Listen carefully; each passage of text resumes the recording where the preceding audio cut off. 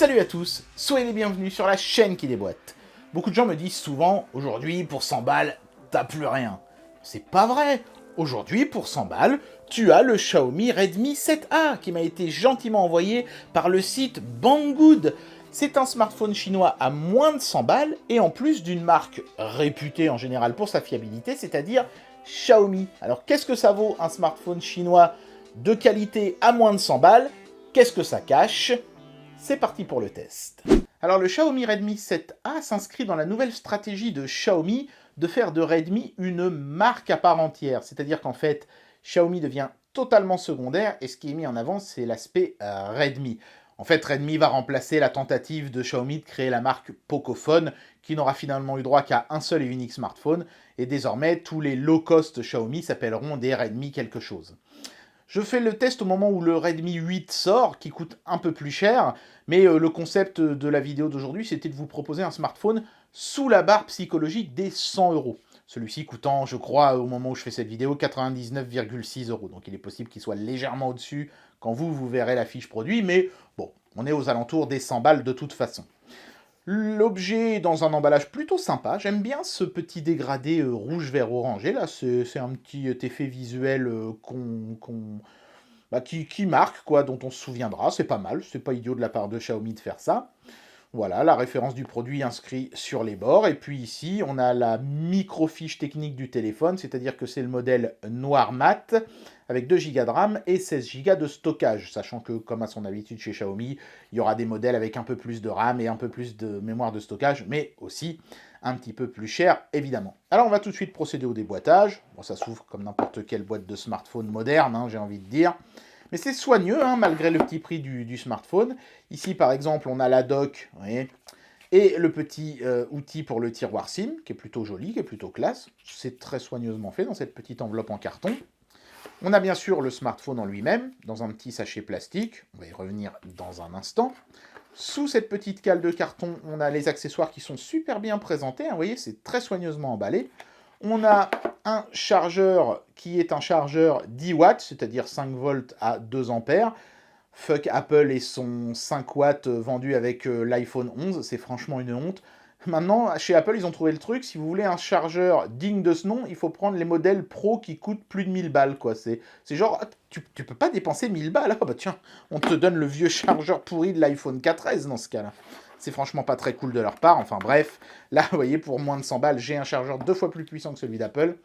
Et puis, on a un câble de recharge. Alors là, par contre, je suis pas très content, parce que c'est, encore une fois, du micro USB. Vous voyez, mais la caméra, elle est pas contente non plus, elle veut pas faire le point.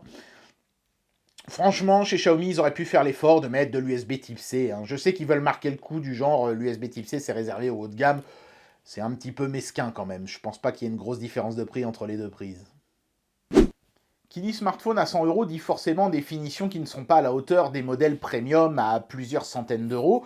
Mais le Xiaomi Redmi 7A s'en sort franchement pas si mal que ça. Hein. J'ai trouvé que c'était très correct comme prestation compte tenu du prix.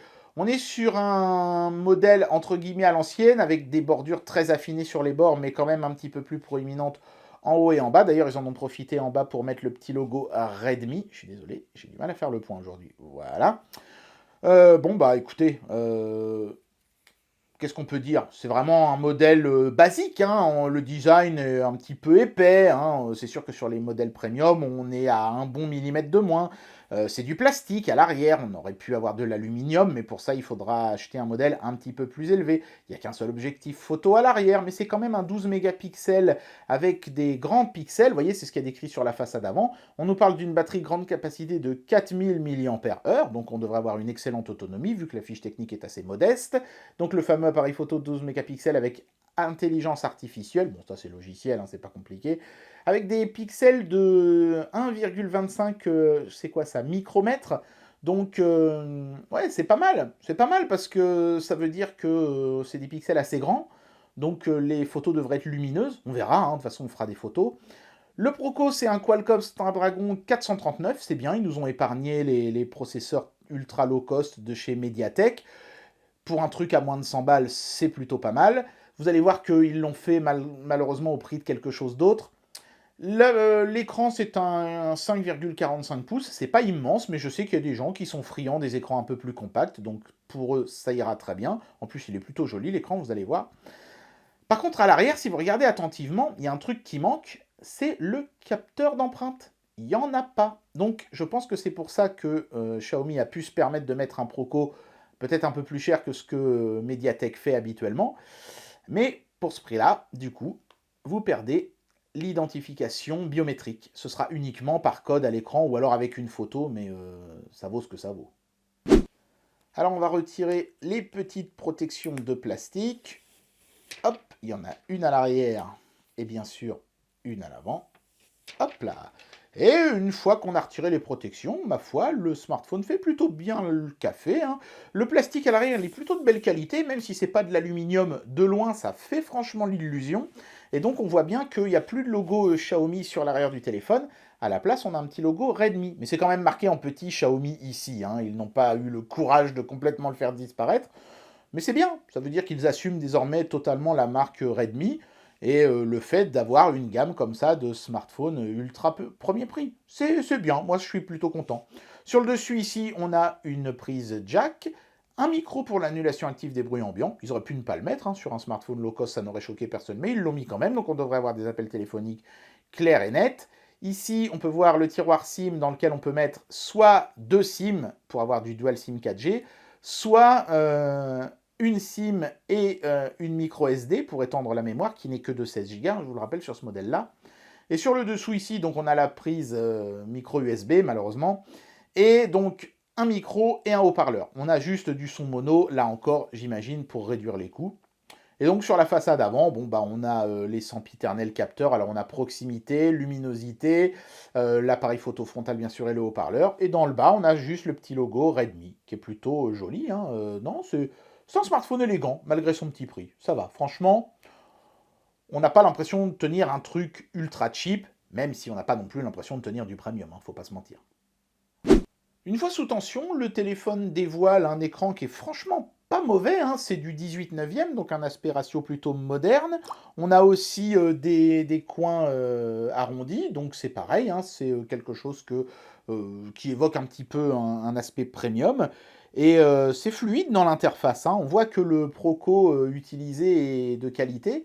Ça fonctionne vraiment super bien. On est sur la fameuse interface MIUI de Xiaomi, qui est un petit peu un mix entre le Android pur et iOS, qui essaye un petit peu de prendre le meilleur des deux mondes. C'est pas mal, moi ça va, j'apprécie. C'est un système qui est plutôt classe et épuré, même si certains regretteront peut-être que les icônes ne soient pas unifiées, ça fera un petit peu moins propre. Mais de toute façon, après, sachez que vous pouvez installer des thèmes, et puis si vraiment aucun des thèmes ne vous plaît, vous pouvez toujours installer un launcher. C'est la grande force d'Android, et ça fonctionne très bien sur ce smartphone. Alors j'avais la dernière fois testé une tablette de chez Xiaomi qui ne permettait pas de mettre des fonds d'écran animés, mais sur le smartphone ici présent, c'est totalement possible. L'une des grandes choses qui change beaucoup par rapport à l'Android pur, c'est le panneau de configuration qui est assez bien agencé, je trouve, mais qui est différent, donc il faudra s'y faire un petit peu. Panneau de configuration dans lequel se trouvent des pubs. Alors ça, c'est un truc qui m'a un petit peu agacé. Il y a des pubs intégrées dans le système d'exploitation de ce téléphone. Vous essayez de régler la luminosité de l'écran, par exemple, et bim, vous tapez une pub. Et ça, c'est des choses qui ont le don un petit peu de m'agacer. Donc, je vais vous donner une petite combine pour les faire sauter. C'est aussi pour ça que j'ai voulu faire cette vidéo, parce que vous vous souvenez, Xiaomi m'avait un petit peu agacé avec leur briquage à distance là, des caméras IP. Bah, aujourd'hui, on va prendre notre revanche. Je vais vous montrer comment gicler les pubs et éviter de leur donner des sous. Voilà. Sinon, on peut activer, c'est pas de base, hein, mais on peut activer, c'est ce que j'ai fait ici, les gestes plein écran qui sont inspirés de ceux d'iOS. C'est-à-dire que par exemple, je peux avoir le multitâche en faisant ce geste, comme ça, tac, voilà, et toutes les applications ouvertes se listent ici et je peux les fermer comme ça. Boum. Je peux revenir en arrière en faisant ce geste-là. Vous voyez, depuis le bord de l'écran, ça crée une sorte de petite ondulation noire qui permet de revenir en arrière. Je peux vous le refaire. Regardez bien ici sur le bord, vous allez voir, hop, vous voyez la petite ondulation noire là, ça permet de revenir en arrière. Tac. Donc ce sont des petits gestes qui sont directement intégrés dans l'interface. Et franchement, l'expérience est bonne. Pour un smartphone à moins de 100 balles, je suis assez bluffé quand même.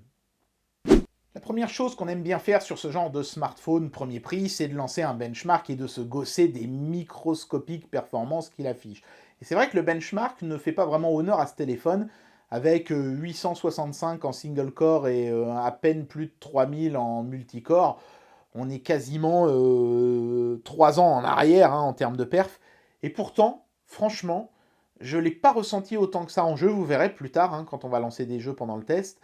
Tout simplement, je pense, parce que ces tests se focalisent sur le Proco et très peu sur le GPU. Et si je ne dis pas de bêtises, le GPU de la puce qu'a choisi Xiaomi, c'est un Adreno 550 qui est loin d'être merdique et qui s'en sort plutôt pas mal, notamment dans les jeux en 3D. Mais voilà, les benchmarks, eux, ne rendent pas justice à ce téléphone. Vous verrez qu'en jeu, ce sera un petit peu plus convaincant déjà.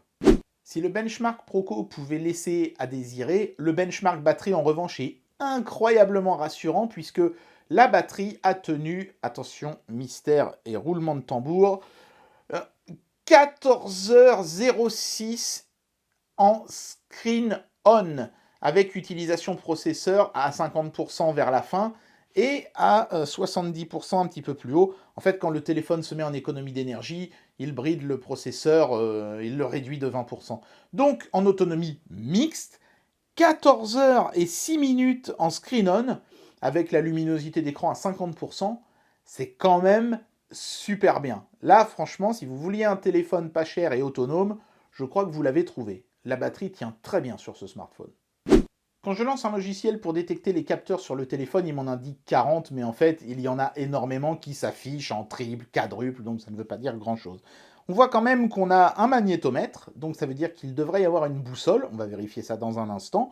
Par contre, il n'y a pas, semble-t-il, de gyroscope, seulement des accéléromètres, donc certains jeux mobiles qui nécessitent les gyroscopes ne fonctionneront pas sur ce modèle. Faites attention avec ça.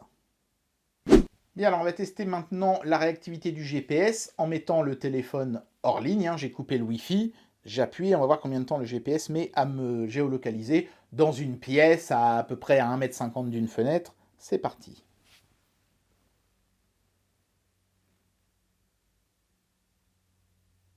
Allez, c'est rapide, ça n'a mis que quelques secondes. Donc la puce GPS de ce smartphone est loin d'être pourrie. Et en plus, effectivement, on a bien une boussole. Le magnétomètre n'était pas bidon. On voit bien l'orientation ici. Ma salle est quasiment plein sud. Donc c'est ce qu'indique la boussole. Donc ça va, elle est juste. C'est bien. Un smartphone à 100 balles avec une boussole, ça veut dire que ça vous fera un petit GPS d'appoint en prime. Tout à fait fiable, y compris quand vous êtes piéton. Donc ça, c'est vraiment cool. Merci Xiaomi d'avoir pensé à ce petit capteur-là, ça fait plaisir. Le capteur 12 mégapixels avec ses grands pixels et son intelligence artificielle vendait du rêve, mais le rêve se ternit vite. En extérieur, il n'y a pas de problème, les photos sont plutôt propres, quand la luminosité ambiante est bonne, ça ressort avec une finesse et un niveau de détail tout à fait satisfaisant. Les couleurs sont plutôt bien rendues et naturelles aussi.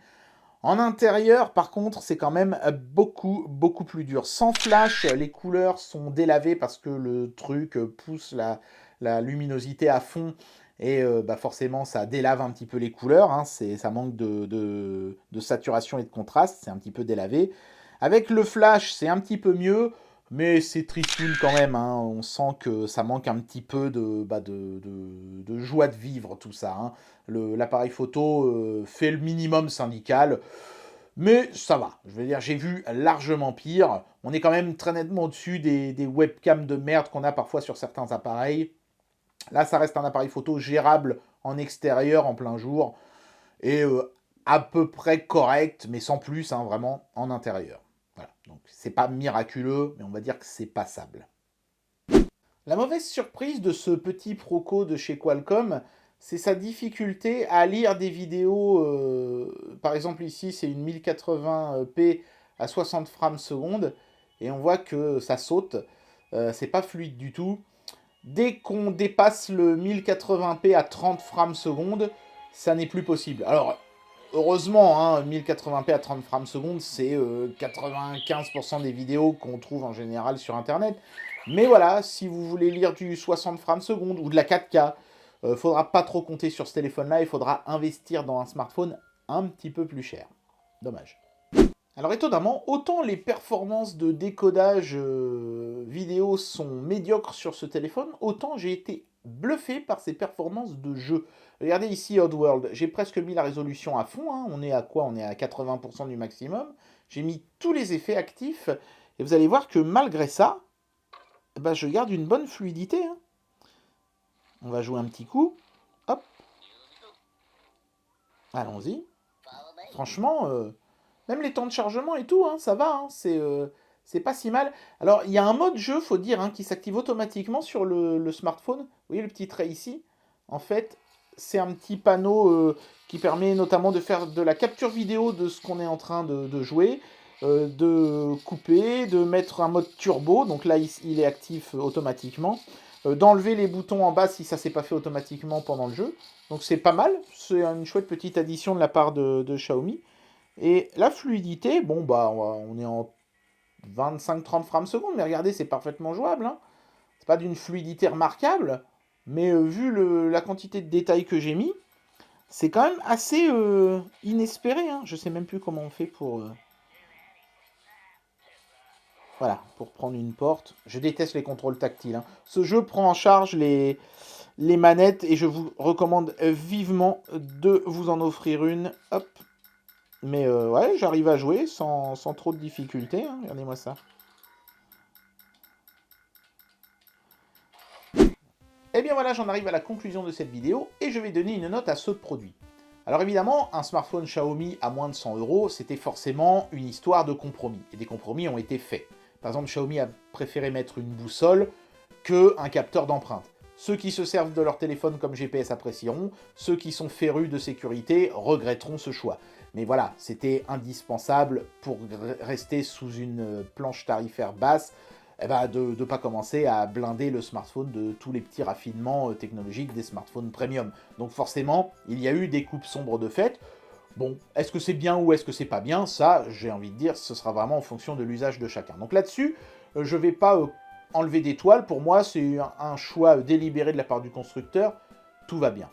Par contre, là où je vais enlever une étoile, c'est sur les performances vidéo. Je peux comprendre qu'on fasse des choix sur les capteurs, mais qu'on puisse pas lire une vidéo 1080p en 60 frames secondes sur un smartphone à 100 balles, pour moi ça c'est inacceptable. Pour ça j'enlève une étoile, pour tout le reste le téléphone s'en sort très bien, à 100 balles c'est une excellente affaire. Boostez les vidéos et vous aurez 5 étoiles messieurs de chez Xiaomi. C'est un bon smartphone, avec juste cette histoire de vidéo qui pénalise un petit peu le tout. Et bien voilà, c'était le test de ce Xiaomi Redmi 7A à moins de 100 balles. Évidemment, ce n'est pas le smartphone ultime et parfait, mais ce sera difficile, je pense, de trouver mieux et d'aussi bonne qualité pour un prix aussi bas. J'espère que cette vidéo vous aura plu, et moi je vous dis à très bientôt pour un prochain test. Allez, tchuss!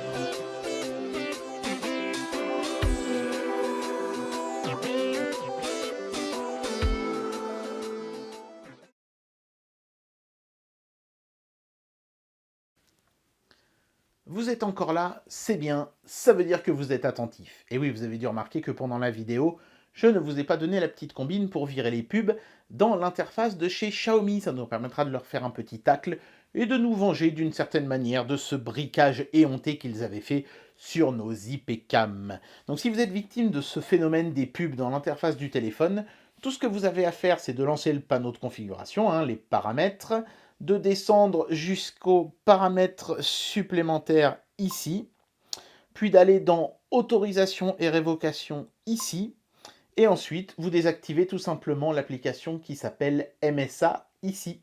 Alors vous verrez que quand vous essayerez de le faire, vous aurez très certainement un message d'erreur comme quoi ce que vous essayez de faire n'est pas possible. À cela, d'abord, deux raisons possibles. La première, vous n'avez pas connecté le téléphone à Internet. C'est obligatoire pour faire cette petite procédure.